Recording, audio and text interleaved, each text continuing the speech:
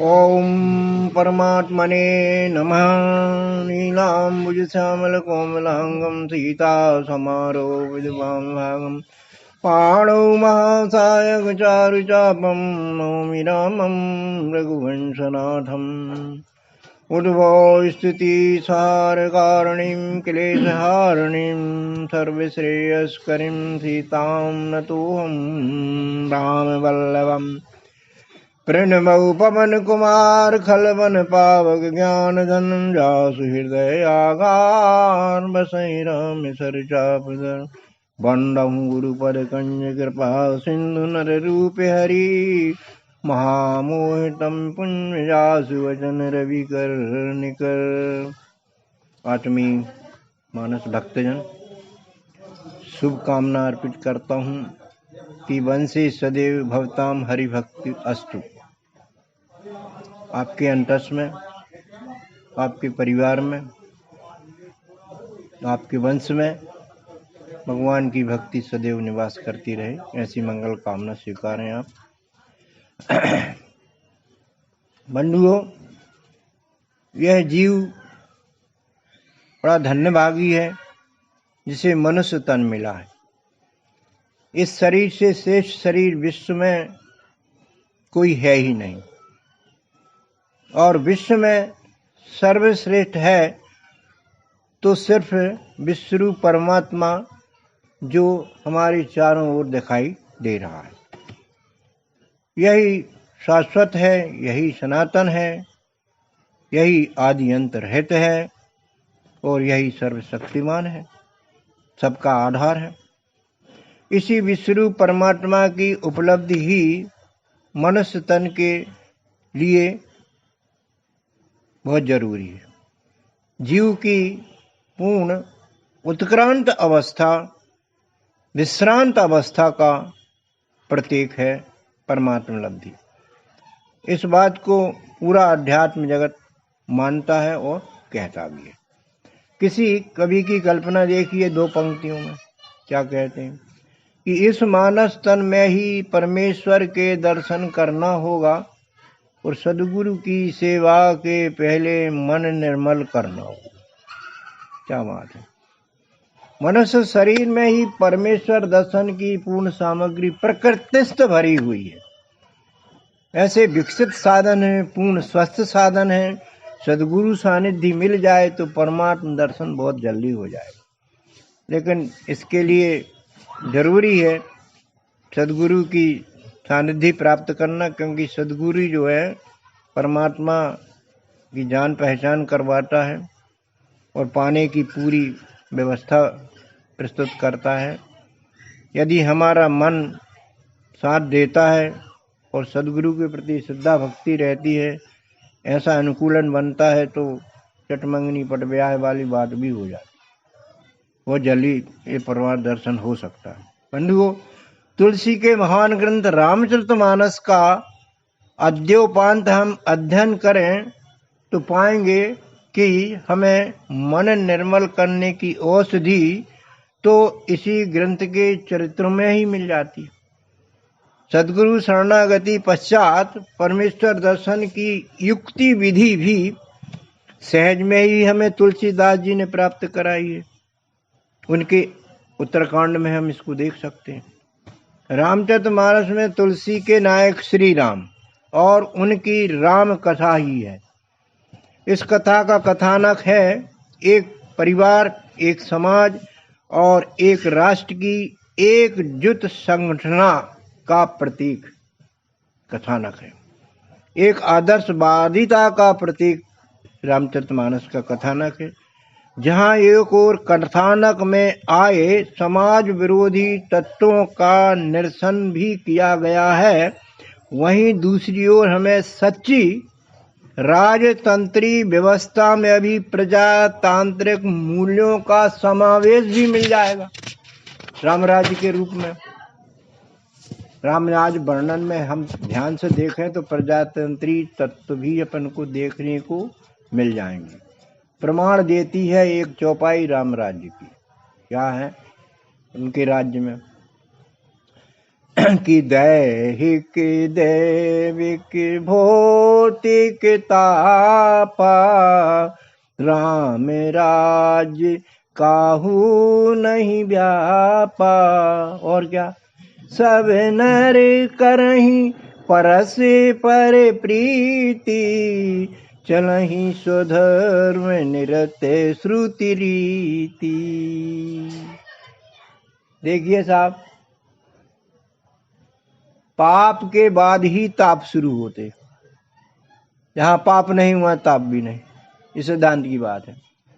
तो दैहिक ताप, दैविक ताप, भौतिक ताप, ये तीनों ताप मनुष्य को परेशान करते। दैहिक ताप क्या रहता है? रोग होना, विकलांगता होना, वृद्धावस्था भी है, निराश्रित अवस्था भी है। ये देह संबंधी ताप कहलाते, कष्ट कहलाते। और दैविक कहलाते हैं क्या? अतिवर्षण हो जाना, सूखा पड़ जाना, या वज्रपात हो जाना बिजली का, भूकंप आ जाना, ये आदि प्राकृतिक घटनाएं जो हैं उससे भी मनुष्यों को, जीव जंतुओं को कष्ट होते हैं। और भौतिक ताप, रोटी कपड़ा और मकान और सुविधाएं, शारीरिक जीवन निर्वाह की, ये सारी सुविधाएं ना मिलने से भी कष्ट प्राप्त होते हैं। लेकिन राम के राज्य में ये कष्ट लोगों को भासते नहीं थे। ये कष्ट तो आए हों, निश्चित आए हैं, लेकिन भगवान ने के राज्य में भगवान ने ऐसी व्यवस्था की, लोगों को ऐसा सुधारा कि कुछ कष्ट तो स्वयं ही लोगों ने दूर कर लिए, और बचे कुचे कष्टों को राज्य की शासन व्यवस्था ने संभाल लिया, समुचित निदान मिल गया उनको। तो जहाँ पाप वहाँ ताप वाली बात है, जहाँ पाप नहीं हुआ चीजें कम होती हैं। और जहाँ पुण्यात्माएं रहते हैं, सब अच्छे लोग रहते हैं, वहाँ क्या होता है? सब नर करहीं परस्पर प्रीति बढ़ जाती। जैसे सत्संग में बैठे हैं, सभी का एक लक्ष्य सत्संग लक्ष्य है, तो सब में प्रीति है, सब मिलते जुलते बढ़िया। तो भगवान के राज्य में सब लोग आपस में मिलजुल कर रहते थे, बिना वर्ग भेद के। चलहीं स्वधर्म निरत श्रुति रीति, अपने अपने धर्म पर माने अपने अपने काम में लगे रहते थे, और श्रुतियों को आदर्श बना करके, वेद पुराणों के संत महात्माओं को की वाणियों को आदर्श बना करके अपना काम करते रहते थे। लड़ाई झगड़े का प्रश्न नहीं उठता है। तो बंधुओं, राम कथा में धर्म संस्थापन के प्रतीक श्री राम ने धर्म ग्लानि के प्रतीक रावण का वध किया है, सभी जानते हैं। और सर्वत्र सुख शांति की स्थापना भी उन्होंने की। समाज में सदैव धर्म संस्थापन बना रहे, ये बड़ा काम है। धर्म संस्थापन करना और पश्चात धर्म संस्थापन बना रहे लंबे समय तक।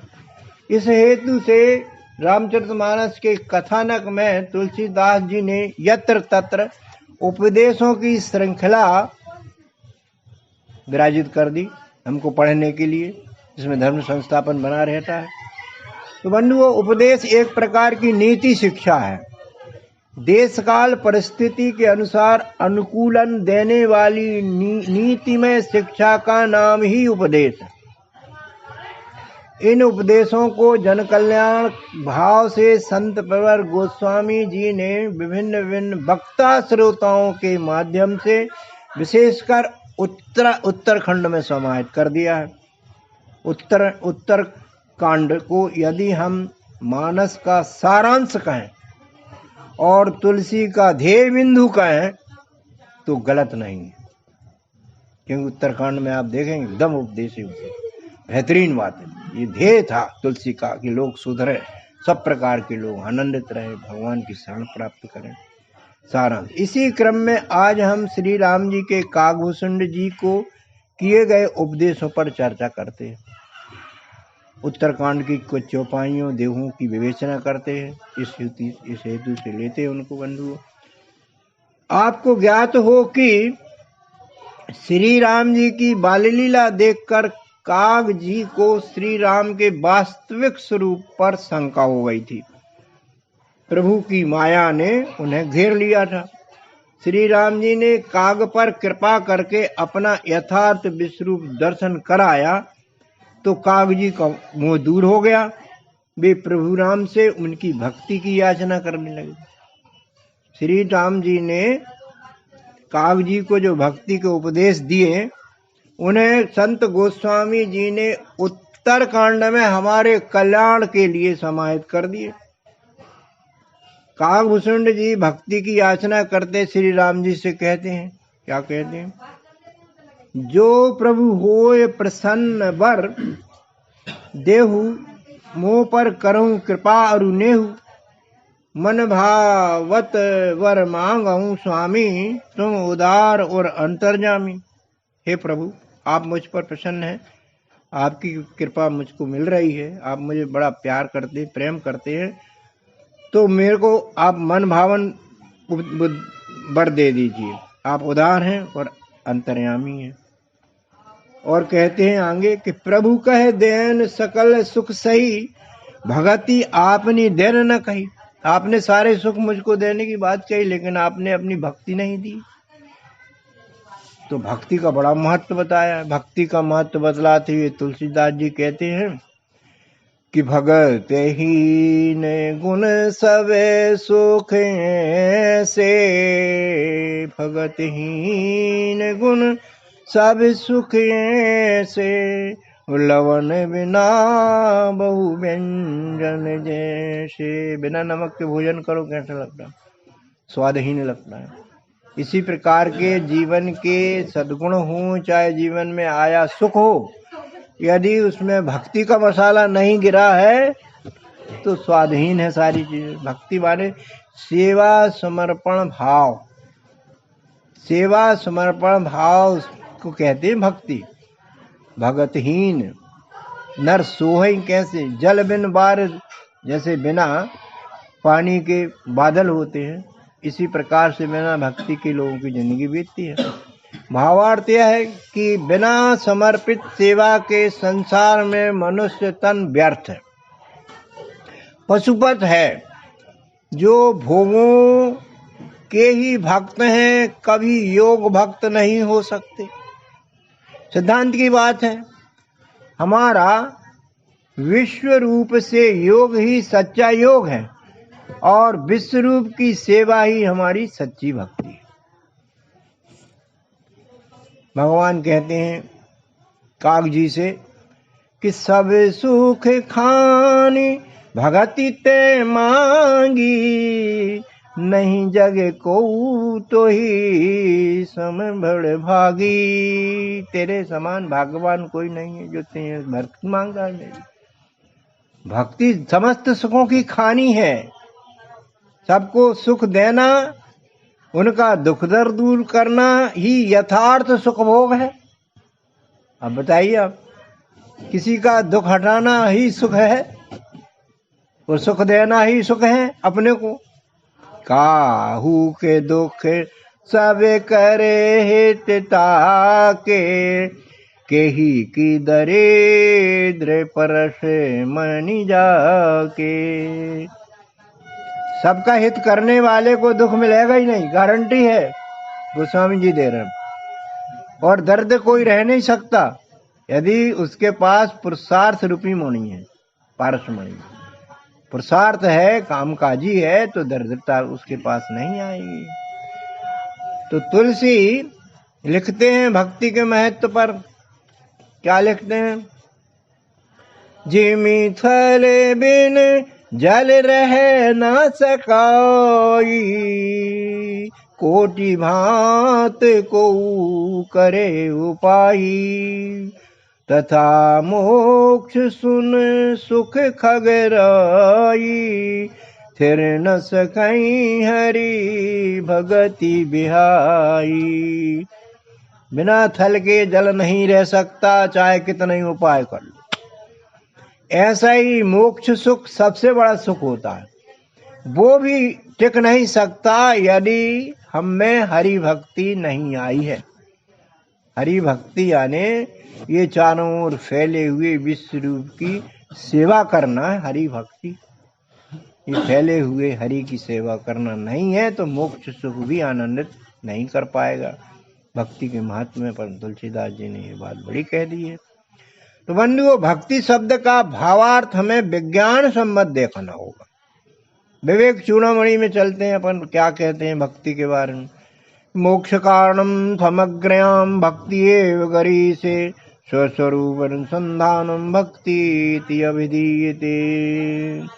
मुक्ति के सभी साधनों में सर्वश्रेष्ठ साधन भक्ति है।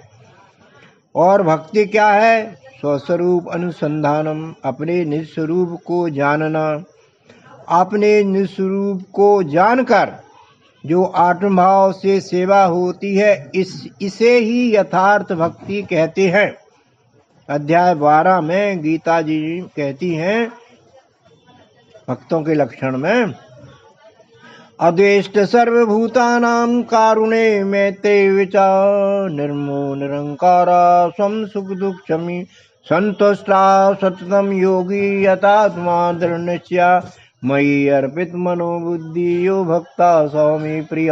अद्वेष्ट सर्वभूतानां, एक ही लक्षण ले ले अपन, सबसे किसी से भी द्वेष ना होना, सब मेरे हैं तभी ये हो पाएगा।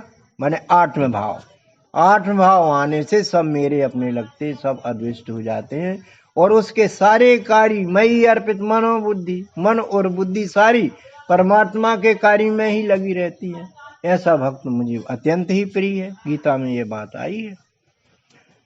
तो बंधुओं, हमारा निज स्वरूप ही ईश्वरी अंश है। इसके सद्गुरु प्रणीत प्रत्यक्ष दर्शन पश्चात यह सारा जगत मेरा ही रूप दिखने लगता है।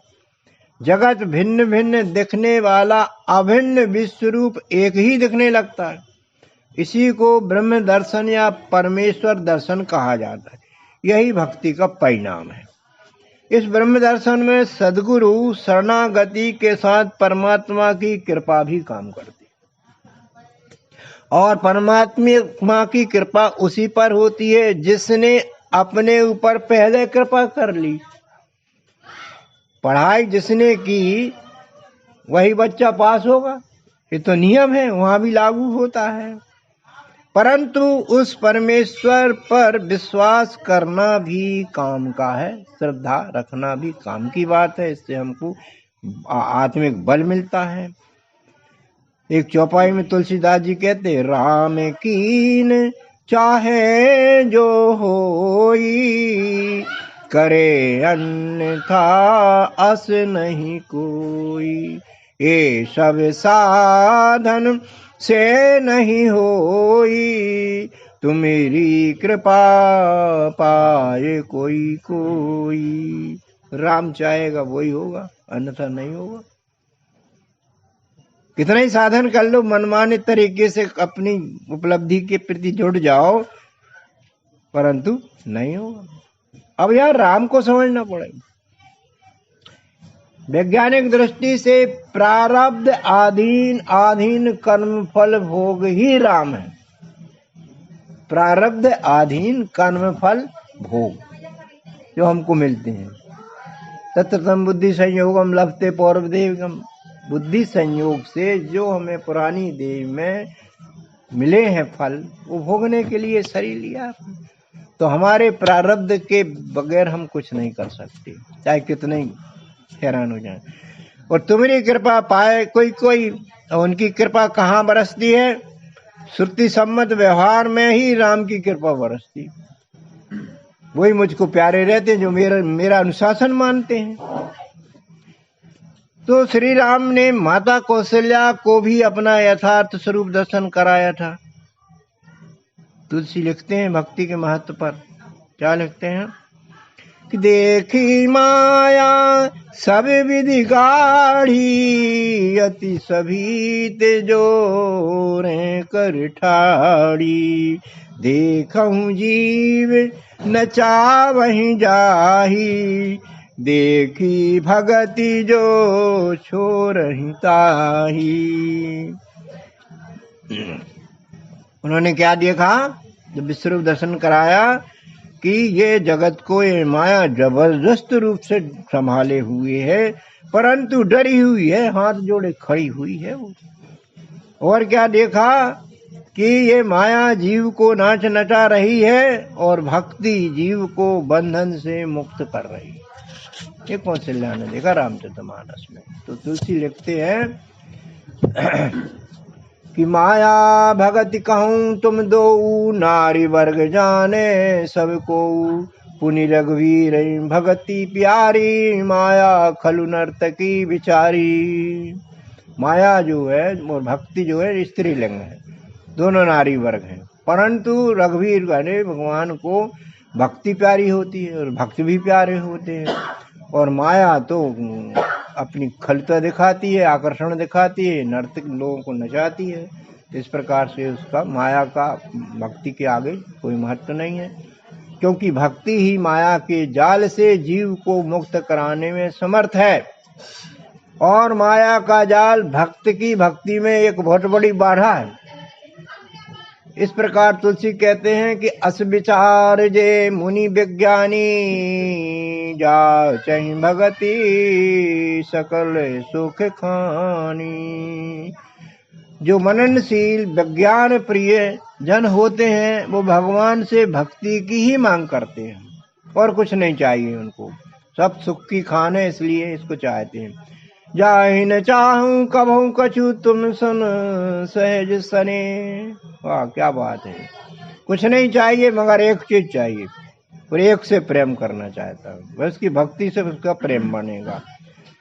तो भगवान श्री राम कहते हैं कागजी से कि मेरी भक्ति पाकर के तेरे जगत के सारे भ्रम समाप्त हो जाएंगे। दोहा कहता है माया संभव भ्रम सब अगुण अब न व्यापहंतु जाने सुब्रह्म अनादि अजय आगुण गुना कर्मो। भक्ति में आने से माया से जितने भ्रम उत्पन्न हुए हैं जगत भाव के, वे सारे तुझको परेशान बिल्कुल नहीं करेंगे। और तू जानेगा ब्रह्म मैं ही ब्रह्म हूँ और ये मैं अनादि अज अगुण गुणाकर, ये गुणों की खान सब मैं ही हूँ, विश्वरूप देखने वाला। तो ईश्वर की सर्वरूपता, सर्वप्रियता और सर्वव्यापकता और अपनी माया का कथन तुलसीदास जी परमात्मा के सप्तम अवतारी श्री राम के मुख से कराते हुए कहते हैं। कहते क्या है? ममाया संभव संसारा जीव चराचर विविध प्रकार सब मम प्रिय सब मम उपजाए सबसे अधिक मनुज मोहि भाए। सब मेरी प्रकृति से उत्पन्न है, जड़ चेतन सब, उनमें सबसे प्रिय जो है वो मुझे मनुष्य प्रिय है। गीता अध्याय 14 का 3 श्लोक कहता है मम योनि महत ब्रह्म तस्मन् गर्भं ददाम्यहं संभवा सर्वभूतानि ततो भवति भारत। ये जो जितने भी जड़ चेतन जीव दिख रहे हैं इनकी माता जी प्रकृति हैं और परमेश्वर मैं पिता हूँ, दोनों के संयोग से समस्त भूत प्राणियों की उत्पत्ति हुई है, ये मेरे ही बच्चे हैं। तो परमात्मा के निकट का जो मनुष्य बना जीव है वह साधन संपन्न है, योग्य है, इसलिए सबको प्रिय है, भगवान को भी प्रिय है, क्योंकि यही परमात्मा को अपना स्वरूप देखने की अंतिम और श्रेष्ठ व्यवस्था है। उद्भिज से परमात्मा ने अपना स्वरूप देखना शुरू किया और अंत तक मनुष्य तन तक उसने पूर्ण रूप से अपने वैभव को देख लिया, इसलिए ये सबसे आखिरी क्लास का जीव प्राणी है, सबसे प्रिय है, ये सबसे योग्य है। अगली चौपाई में श्री राम कहते हैं कि मनुष्यों के क्रम में श्रेष्ठतर और श्रेष्ठतम कौन है? तुलसी की चौपाई कहती है कि तेने मह द्विज मह श्रुति धारी तिन मह निगम धर्म अनुसारी। सभी मनुष्य तो मुझे प्यारे हैं, उन सभी में मुझे द्विज मनुष्य प्यारे। द्विज माने जो ब्रह्म ज्ञान में आ जाते हैं उनको द्विज कहा जाता है। और ऐसे द्विजों में श्रुतिधारी यानी वेद पाठी, वेद को पढ़ते लिखते हैं, वो मुझे इनसे ज्यादा प्यारे हैं। और तिनमें निगम धर्म अनुसारी और ज्यादा प्यारे कौन है? जो वेद पुराणों के अनुसार अपने आचरण को करते हैं, ये और भी प्यारे होते हैं। तिनमय प्रिय विरक्त पुनि ज्ञानी, ज्ञानी से अति प्रिय विज्ञानी। वैरागी भी प्रिय है। इतने वेदों का अनुसरण करते हुए जो वैराग्य करते हैं, 3 गुणों की गुणातीत अवस्था प्राप्त कर लेते हैं, ज्ञान प्राप्त कर लेते हैं, तत्व ज्ञान। शाब्दिक ज्ञान के बाद तत्व ज्ञान आता है। तो इन शब्द ज्ञानियों से तत्व ज्ञानी और ज्यादा प्रिय है, क्योंकि परमात्मा में लय स्थिति ये पा जाते हैं। इन्हीं को विज्ञानी कहा जाता है। अब हम इस चौपाई में आए हुए कुछ शब्दों के भावार्थ देखते हैं, द्विज का भावार्थ देखते हैं। एक जन्म हमारा सभी का माता के पेट से होता है, और दूसरा द्विज माने दूसरा जन्म हमारा सद्गुरु और सरस्वती के सहयोग से ब्रह्म ज्ञान में होता है। इसी अवस्था को द्विज संज्ञा दी जाती है। और श्रुतिधारी वेद के रूपांतर श्रुति है। वेद माने विद धातु से बना है, जिसका अर्थ होता है जानना। अनादि काल में विष्णु नारायण ने इस विश्व रूप को जाना था और पढ़ा था, तो श्रुतिधारी ब्रह्मा ने सुनकर उसके 4 भाग कर दिए। जो इनको अपने जीवन में धारण कर मतलब इनका ज्ञान अर्जन करे, वह श्रुतिधारी कहलाता है। निगम धर्म अनुसारी वेदों से जो ज्ञान निकला उसे अपने में आचरित करने वाले निगम अनुचरी होते हैं। विरक्त शब्द भी आया इस चौपाई में। विरक्त माने वे लोग विरक्त नहीं जो घर द्वार संसार छोड़कर पर्वत गुफा या गुरु आश्रम आदि जगह पर परमात्म लब्धि पाने की चाह में या घर गृहस्थी के जंजाल से मुक्ति पाने के लिए निकल पड़ते, वो नहीं। सच्चे विरक्त तो वे हैं जो संसारी कार्य गुणातीत अवस्था में रहते हुए निर्लेपी भाव से करते हैं, घर द्वार नहीं छोड़ते, ऐसे विरक्त कहलाते हैं। और ज्ञानी, ज्ञानी माने शब्द ज्ञानी, टोटल जानकारी एकत्रित करने वाले, दूसरों को ज्ञान देकर सुधारने वाले। ऐसे लोग विद्वान तो होते हैं परंतु बुद्धिमान नहीं होते। अहंकार सज जाने का खतरा इन्हें हमेशा बना रहता है ज्ञानी को। और विज्ञानी की बात आती है, वो और श्रेष्ठ देखिए। ज्ञान को कर्म आरूढ़ी देने वाले विज्ञानी होते हैं। ऐसे लोग कहने की अपेक्षा करने पर ज्यादा गतिशील होते हैं। पढ़ा सुना सहज में नहीं मानते, स्वयं देखकर ही मानते हैं। ऐसे विज्ञानी मन प्रधान न होकर बुद्धि प्रधान पिंड होते हैं।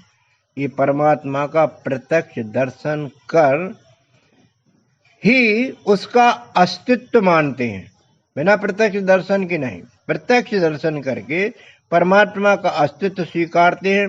ऐसे विज्ञानी मनुष्य भगवान कहते हैं मुझे सबसे अधिक प्रिय है, ये वास्तव में बुद्धिमान कहलाते हैं।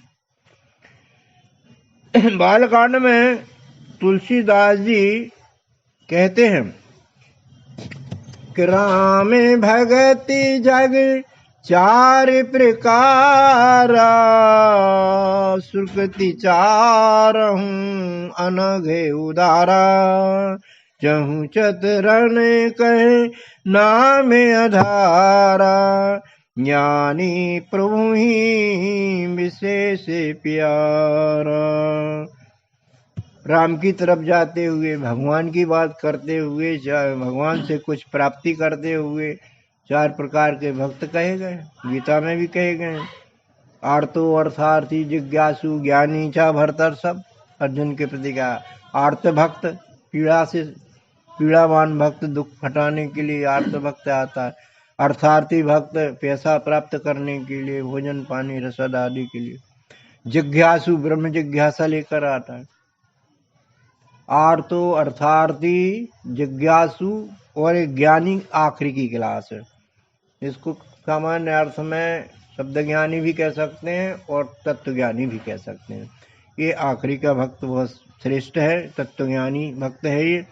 बाकी तो ये सभी जो है भगवान के सहारे ही रहते हैं, आस्तिक भाव तो ये सब रखते हैं, परंतु भगवान कहते हैं ज्ञानी प्रभु ही विशेष प्यारा। तत्वज्ञानी विशेष रूप से प्यारा होता है। गीता जी के 7वें अध्याय के 18वें श्लोक में कहा गया है, उदाराय सर्वे वेते ज्ञानीति आत्मवे मतम आस्थिताय सही युक्तात्मा मामेव अनुत्तमां गतिम। सभी सहारा लेते हैं मेरा, बड़े उदार हैं, ये पुण्य आत्मा है, ये मेरी आत्मा है, ये मेरी आराधना समर्पित भाव से करते हैं, इसलिए ये मुझे बहुत प्रिय है। यद्यपि सब मेरे ही पुत्र हैं और सब पर मेरी कृपा भी बरसती है। अर्थात जो मुझे मन बुद्धि स्थिर करके मेरी सेवा करते हैं वे मुझे ही प्राप्त करते हैं। गीता ने कहा है कि मत कर्म कृत मत परमो मत भक्तो माम नमस्कुरु। ये जो मुझको करते हैं वे सब मेरे परम पद को जाते हैं। निर्भैरा सर्वभूतेषु यह स मामेति पांडवा, और निर्भय रहते हैं सबसे, तो वो अच्छी तरह से मेरी यात्रा कर लेते हैं पूरी तरह से। ऐसे ही अनेक उदाहरण देते हुए भगवान श्री राम अपनी आत्मीयता सब में सर्वत्र समरूप से दर्शाते हुए कहते हैं। तुलसीदास जी लिखते हैं, एक पिता के विपुल कुमारा हो है पृथक के गुण शील अचारा। को पंडित को तापस ज्ञाता को धनवंत सूर्य को दाता। बड़ी वैरायटी रहती पुत्रों में। एक ही घर में पैदा होते हैं, एक ही माँ बाप से पैदा होते हैं, एक सा भोजन पानी, एक सी शिक्षा प्राप्त करते हैं, परंतु भिन्न भिन्न उनमें आचरण देखने को मिलते हैं। कोई पंडित होता है, कोई तपस्वी होता है, बड़ा ज्ञानी होता है, कोई धनवंत सूरवान होता है, नाना प्रकार की विविधता है। तो इस जगत के बंधुओं 3 गुणों की प्रकृति के साथ 4 खानियों के शरीर हैं। कोई उद्भिज है, उसमें भी अनेक प्रकार रंग रूप गुण प्रधान है। इसी प्रकार स्वेदज अंडज पिंडज सभी एक पिता परमेश्वर और माता प्रकृति की ही संतान है। पंडित श्रेष्ठ के शरीरों में गुण रूप से कोई पंडित है, तो कोई तपस्वी है, तो कोई ज्ञानी है, तो कोई सूरवीर है, कोई बड़े बड़े दानवीर है। आगे तुलसी लिखते हैं कि को सर्वज्ञ धर्मरत कोई सब पर पितहि प्रीत सम होई। सर्वज्ञ माने विद्वान है, धर्मरत है, वर्णकर्मी है, सब अलग अलग होते हुए पिता की जो प्रीति है सब पर एक सी होती है।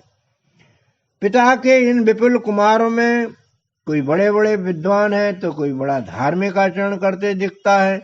ऐसी कई प्रकार की भिन्नता होते हुए भी इनके जनक सबके साथ आत्मीयता का व्यवहार करते हैं।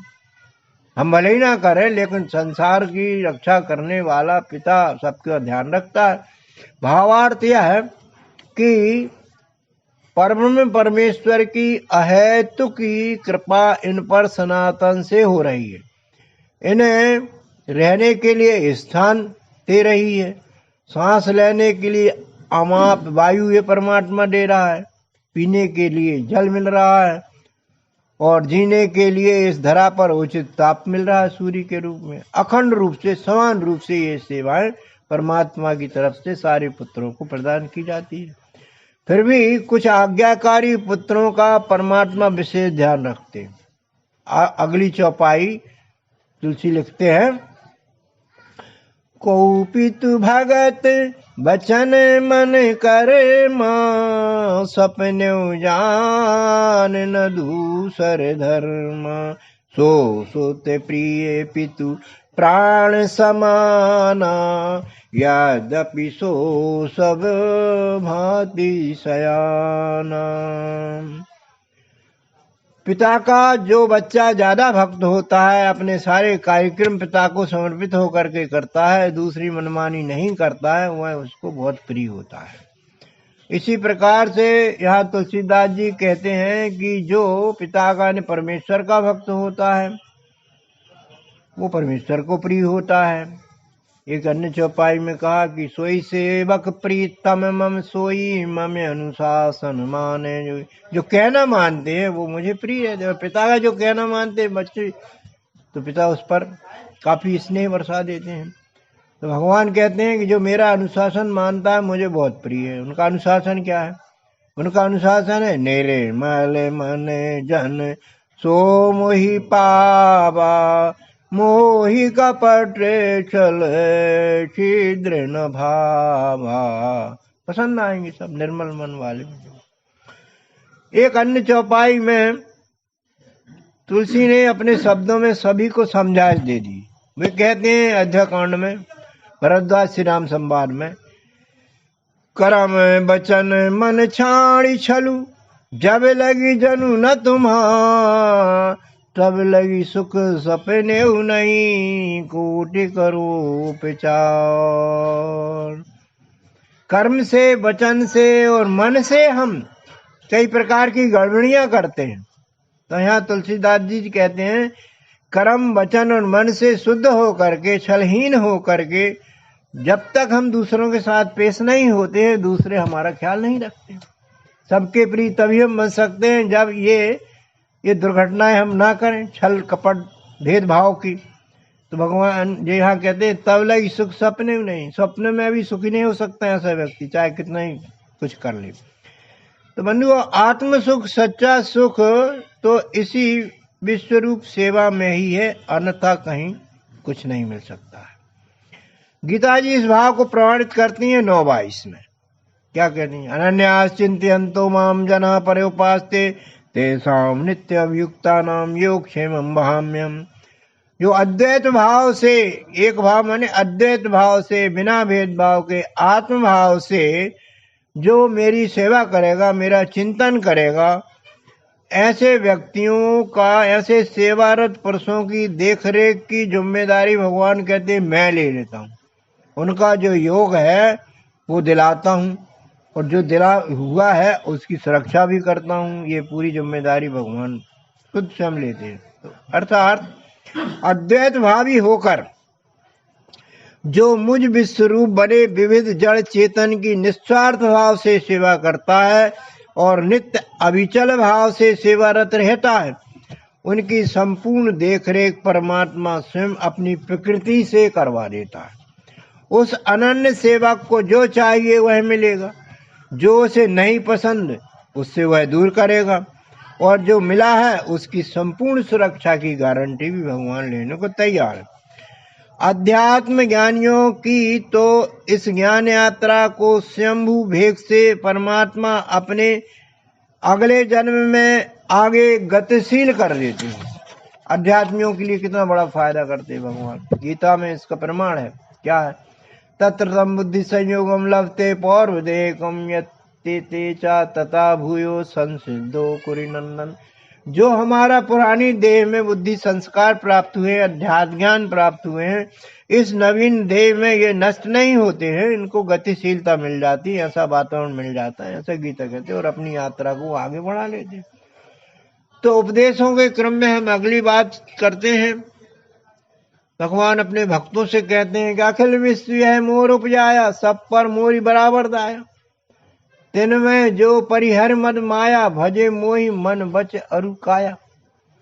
सारा संसार मेरा तो है ही, सब पर बराबर दया करता हूँ, लेकिन मैं प्राप्त किनको होता हूँ? जो मद छोड़ करके, माया छोड़ करके मुझको मेरी मन वचन कर्म से सेवा करते हैं, उन लोगों की मैं सुलभ हो जाता हूँ।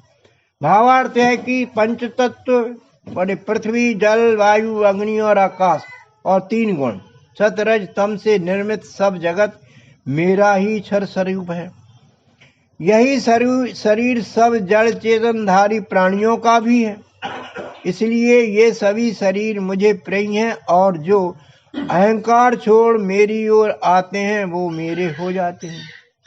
भगवान ने, कृष्ण ने अध्याय 10 में कहा, अहम आत्मा गुणा के सर्वभूता सहिष्णुता, अहम आदि मध्यम चा भूतानां अन्ते विचा। मैं सबकी आत्मा में हूँ, शरीर में भी।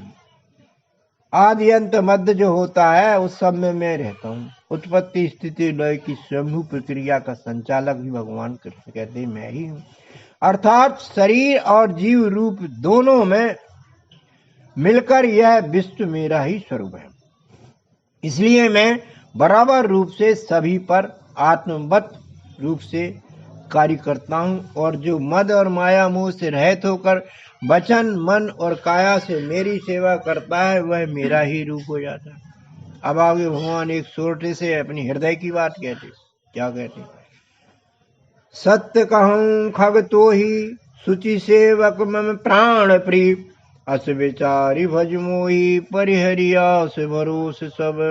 सत्य पूर्वक भगवान कहते हैं कि जो मेरा सच्चा सेवक है मुझे वह प्राणों से प्रिय है, ऐसा विचार करके तू मेरी शरण में आ जा, संसारी राग द्वेष छोड़ करके आ जा। अयोध्या कांड में गुरु बृहस्पति इंद्र को समझाते हुए कहते हैं, चौपाई में आया है, इस सेवक का महत्व बताया गया है, भगवान के भक्त का महत्व बताया गया। सुन सुरेश उपदेश हमारा, राम ही सेवक परम प्यारा, मानत सुख सेवक सेविकाई, सेवक बैर बैर अधिकाई। वाह, भगवान को सेवा सबसे ज्यादा प्रिय है। भगवान कहते मेरे से भी ज्यादा मैं इनको प्रिय लगता हूँ। मानत सुख सेवक सेवकाई, जो भगवान के सेवक की सेवा करे भगवान उसमें प्रसन्न होते हैं, और जो मेरे सेवक से बैर करे तो भगवान भी उससे नाराज हो जाते हैं। कितना अच्छा संयोग है। इसलिए कागजी गरुड़ से कहते हैं कि मोरे मत प्रभु अस विश्वासा, राम ते अधिक राम कर दासा। बंधु, हनुमान जी पूजा आराधना से, हनुमान जी की जो पूजा करते हैं उन लोगों को 2 प्रकार के लाभ होते हैं। पहला तो हनुमान जी से लाभ मिलता है, दूसरा श्री राम और माता जानकी का भी आशीर्वाद उनको मिल जाता है। इसे कितना अच्छा फायदा है। इसलिए हनुमान जी के मंदिर अपन को बहुत देखने को मिलेंगे, भगवान राम से ज्यादा उनके मंदिर हम चाहते ही सब हनुमान जी के माध्यम से मिल जाता है। और हनुमान जी सीता जी को प्रसन्न करते हैं तो सीता जी के माध्यम से उन्हें भगवान पास में मिल जाते हैं। ये बड़ा आंकड़ा बना हुआ है। गीता जी के अंतिम अध्याय 18 में 66वें श्लोक में श्री कृष्ण जी कहते हैं कि सर्वधर्मान परित्यज्य मामेकं शरणं व्रजहं त्वा सर्वपापेभ्यो मोक्षयिष्यामि मा शुच। सर्वधर्मान, अनेक प्रकार की मान्यताएं छोड़ करके हे अर्जुन तू मेरी शरण में आ जा, इस विश्वरूप की सेवा शरण ग्रहण कर ले, सारे द्वैत भाव तेरे अद्वैत भाव में परिणत हो जाएंगे। अर्थात विश्व की उत्तम व्यवस्था हेतु धर्म युद्ध कर और अधर्म हटाने में मेरा सहयोग कर। अर्जुन ने बंधुओं अधर्म नहीं हटाया भगवान ने, लेकिन भगवान ने कहा कि तू मेरा सहयोगी बन जा इस अधर्म को हटाने में। भावार्थ यह है कि जो भक्त जाति कुल मत पंथ संप्रदायों की मान धारणाएं जो जन्म से उसके पीछे लगाई गई हैं उन्हें बुद्धि पूर्वक विचार के छोड़ देता है और मुझ विश्वरूप परमात्मा की शरणागति पाकर अपने सनातन धर्म रूप वर्ण कर्म से कर्म आरूढ़ी देता है। ऐसा भक्त समस्त द्वैताचरणी जन्य किए गए पापों से मुक्त हो जाता। सबसे बड़ा पाप यही है, भेदभाव, द्वैत आचरणी, और अंततः उसके मानव तन पाने का लक्ष्य विश्वरूप हो जाता है। अंत में तुलसीदास जी सभी को श्री राम जी का शुभ संदेश सुनाते हैं, एक दोहे में, अपने को भी है। पुरुष नपुंसक नारी वा जीव चराचर कोय, सर्व भाव भज कपट तजी मोह परम प्रिय सोय। कोई हो, पुरुष हो, नारी हो, जड़ चेतन कोई भी हो, नपुंसक हो, सब मुझे सर्व भाव से भजे। सर्व भाव माने विश्वरूप परमात्मा भाव से कपट आदि द्वैताचरणी छोड़कर चारों ओर फैले हुए जगत को निष्काम भाव से सेवा करने वाला भक्त मेरा ही साक्षात करके मेरा ही रूप विश्वरूप हो जाता है, जीव ब्रह्म हो जाता है। फिर तस्य कार्यम न विद्यते, कार्य अपना समाप्त, अपनी यात्रा ही तक है। तो बंधुओं, आज की विवेचना के फलस्वरूप हमें कुछ आत्मसात करने वाली बातें मिलती। पहली कि रामचरितमानस में वर्णित उपदेशों को राम कथा के साथ साथ अपने व्यवहार में लाने के प्रयास भी हमें करते रहना चाहिए, क्योंकि ये सुख शांति प्रदान कर देने में समर्थ है। दूसरा, यदि हम ऐसा कुछ कर सके तो अपने इस जीव का मानव तन लेना धन्य समझा जाएगा। इसी मंगल भाव के साथ में सभी लोग बोलेंगे, श्याम रामचंद्र की जय, पवन सुत हनुमान